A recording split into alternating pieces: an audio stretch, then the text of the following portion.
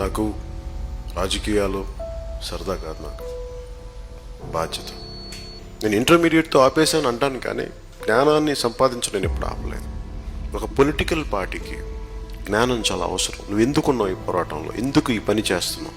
దోపిడీలు చేసేవాడు, దొంబీలు చేసేవాడు కూడా ఒక ప్రజాప్రతినిధి అయిపోయి వాడొచ్చి జ్ఞానుల్ని, పండితుల్ని, కష్టపడే వాళ్ళని, రైతుల్ని, వీళ్ళందరినీ అడ్డదారులు తొక్కొచ్చిన ఒకడు వాడు ప్రజాప్రతినిధి అయ్యి వాడు మన జీవితాన్ని, మన తలరాతల్ని రాస్తుంటే వాడి చేతులు మనం మాటినాలంటే నేను అనుకునేవాడిని, వీళ్ళెవరు మనకు చెప్పడానికి నేను ఎలా బతకాలో, వీడికేంటి నేను భయపడేది?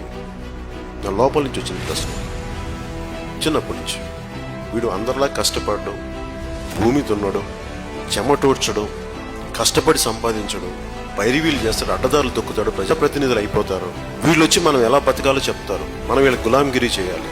ఇలాంటి ఆవేదన, కోపం చాలా దశాబ్దాలుగా ఉండి ఒక వరి పైరులోని ఒక గింజను నాటితే అది కొన్ని వందల కంకులు ఇస్తుంది.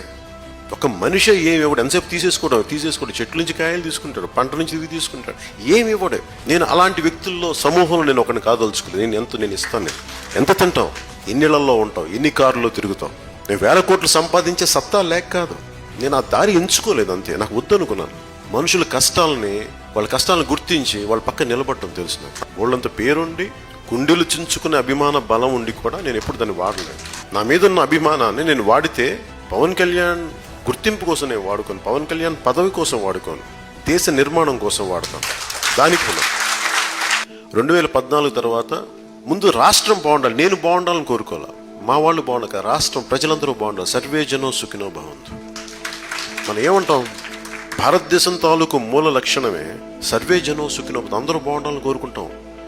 కొద్దిమంది హిందువులే బాగుండాలి, కొద్దిమంది క్రిస్టియన్సే బాగుండాలి, ఇంకొంతమంది అట్లా కాదు, అందరూ బాగుండాలి. అన్ని మతాలు, అన్ని కులాలు, సకల సమస్త ప్రాణకోటి అందరూ బాగుండాలి. అంత ధర్మంతో నిండిపోయిన నేల. ఇలాంటి నేల నుంచి మనం సారాంశం తీసుకొని ఒకడు బలంగా నిలబడాలంటే ఒక డాక్టరు ఇన్ని సంవత్సరాలు చదివి, ఒక ఐపీఎస్ చదవాలంటే ఇంతమంది చదివి, ఇన్ని సంవత్సరాలు చదివి ఇన్ని ఎగ్జామ్లు రాస్తే, వీళ్ళందరికీ ఇంత చదువు ఉన్నప్పుడు వీళ్ళెళ్ళి ఒక అడ్డదారులు తొక్కొచ్చిన ఒక ప్రజాప్రతినిధి మాటినే దయనీయమైన స్థితికి భారతదేశపు రాజకీయ వ్యవస్థ వెళ్ళిపోవడం నిజంగా బాధ కలిగించింది. నేను అందరిలాగే కూర్చొని బాధపడతాను, లేదా కోపంతో మెట్టుకులు ఇరుస్తానా, లేదంటే డ్రాయింగ్ రూమ్లో కూర్చొని ఇలా మాట్లాడేసి ఊరుకుంటాను, లేదంటే సినిమాలో నా డైలాగ్ చెప్పి ఊరుకుంటానంటే నాకేమనిపించింది, నేను ఎప్పుడు సినిమా హీరోగా నేను ఎప్పుడు నన్ను నేను చూసుకోవాలి. ఈ దేశంలో ఒక సగటు మనిషి, అన్యాయం తిరగబడే వ్యక్తిగా నన్ను నేను చూసుకోవాలి.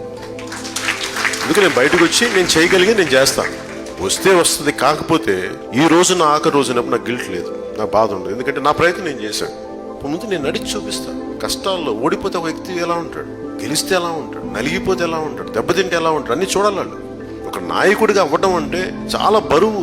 ఇంట్లో అందరినీ వదిలేసి, అందరినీ, తల్లిదండ్రులు అందరినీ వదిలేసి రోడ్డు మీదకి వచ్చి మనకి ఏ మాత్రం కృతజ్ఞత చూపించని వ్యక్తుల సమూహం కోసం మనం పనిచేయాలి. అది రాజకీయం, అది నిజంగా నాయకత్వం.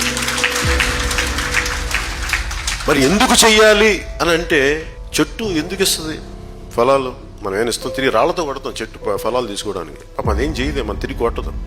అంటే ప్రకృతి ధర్మం ఎంత నిజాయితీ ఇవ్వటమే దానికి. సో మనం కూడా ఇవ్వగలగాలి. నాయకత్వం అంటే బాధ్యత తీసుకోగలగాలి.